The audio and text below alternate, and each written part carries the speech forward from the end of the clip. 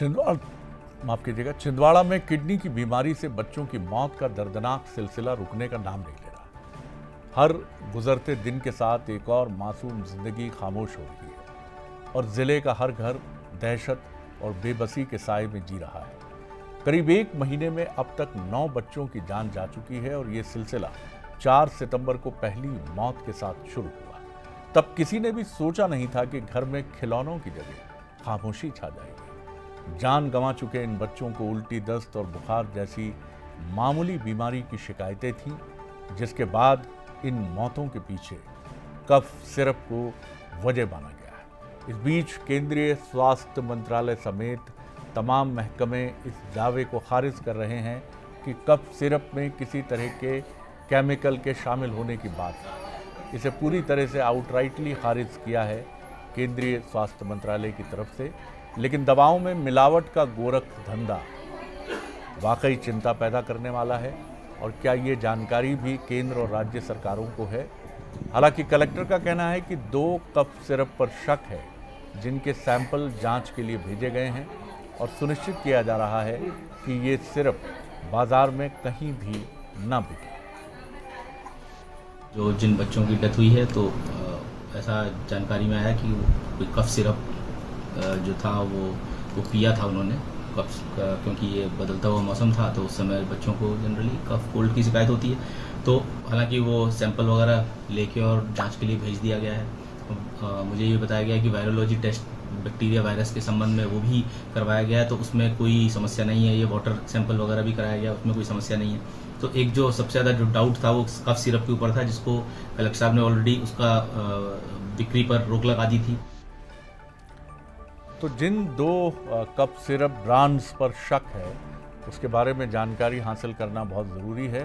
कोल्ड्रिफ नाम याद रखिए, घबराने की ज़रूरत नहीं है, लेकिन ये ब्रांड नेम ज़रूर ध्यान रखिए। कोल्ड्रिफ और Nexa DS, Coldrif and Nexa DS, इस नाम के कफ सिरप को लेकर प्रशासन को, अथॉरिटीज़ को आशंका है कि इसी में कुछ गड़बड़ी हो सकती है। दोनों कफ सिरप की बिक्री पूरी तरह से रोक दी गई है। चेन्नई की कंपनी का प्रोडक्ट है कोल्ड्रिफ कफ सिरप। हिमाचल प्रदेश सोलन में बनी नैक्सा डीएस कफ सिरप है ये। जबलपुर की कटारिया फार्मा दवाओं के सुपर स्टॉकिस्ट हैं और छिंदवाड़ा में दोनों दवाओं के करीब करीब 4 स्टॉकिस्ट हैं। अब हम आपको ये भी बताने की कोशिश करते हैं कि कफ सिरप में मिलाए जाने वाले केमिकल के खतरे क्या हो सकते हैं। बच्चों की कफ सिरप में मिलावट की आशंका है। इथिलीन ग्लाइकॉल और डीईजी, इथिलीन ग्लाइकॉल और डीईजी ये खतरनाक केमिकल हैं। रंगहीन होते हैं, गाढ़े होते हैं और मीठे स्वाद वाले केमिकल होते हैं। डीईजी गाड़ी को ठंडा रखने, इंजन सेफ रखने में आता है काम, जिसे कूलेंट हम बोलते हैं, ठंडा रखने वाला कूलेंट। स्वाद मीठा होता है लेकिन ये बेहद जहरीला होता है। इसे निगलने पर किडनी को गंभीर नुकसान होता है। उल्टी, पेट दर्द, कमजोरी जैसी तकलीफें होती हैं। 1-2 दिन बाद किडनी काम करना बंद भी कर सकती है। शरीर में जहर जमा हो जाने से जान का खतरा भी हो सकता है। केंद्र सरकार की जो एडवाइजरी जारी हुई है उस पर भी एक नज़र डाल लेते हैं।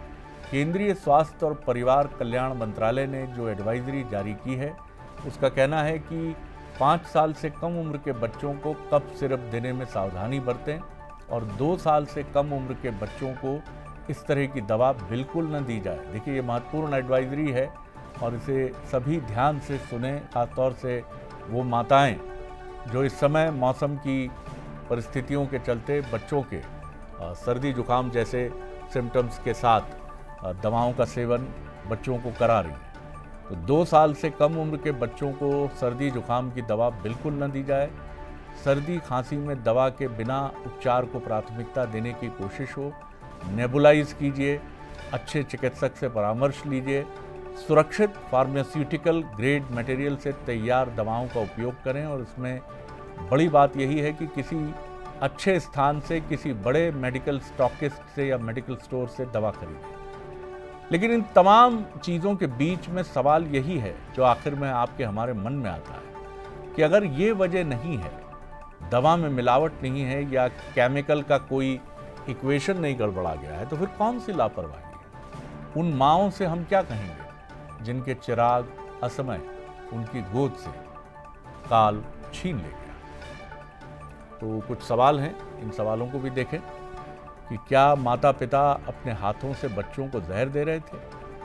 अगर सिर्फ वजह नहीं तो मौतों की असली जड़ क्या है? 9 मौतों का सौदागर कौन है, किसकी लापरवाही है और कितनी बलि चढ़ने के बाद जवाब मिल सकेगा?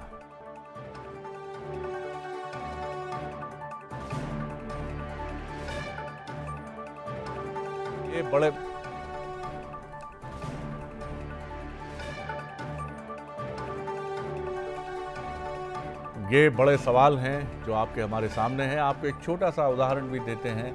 अमेरिका में जो टूथपेस्ट बिकता है उस पर होता है कि अगर मटर के दाने से अधिक बच्चे ने, जिसकी उम्र 5 साल से कम है, उसने इसे निगल लिया है, मटर के दाने से थोड़ा बड़ा, तो तुरंत नज़दीक के टॉक्सिक सेंटर ले जाए। हमारे यहाँ कई बार उपभोक्ता नियम फ्लेक्सिबल होते हैं, चीज़ों पर जो लिखा जाना चाहिए वो नहीं लिखा होता है, और यही वजह है कि छिंदवाड़ा जैसे हादसे होते हैं जिनमें बेबस माएँ यही सवाल करती रहती हैं कि आखिर उनकी गलती क्या थी? उन्होंने तो अपने बच्चे को ठीक करने के लिए सिरप पिलाया था, वो दुनिया क्यों छोड़ गया? और यही वो सवाल हैं जिनका जवाब सिस्टम से हम सब पूछ रहे हैं।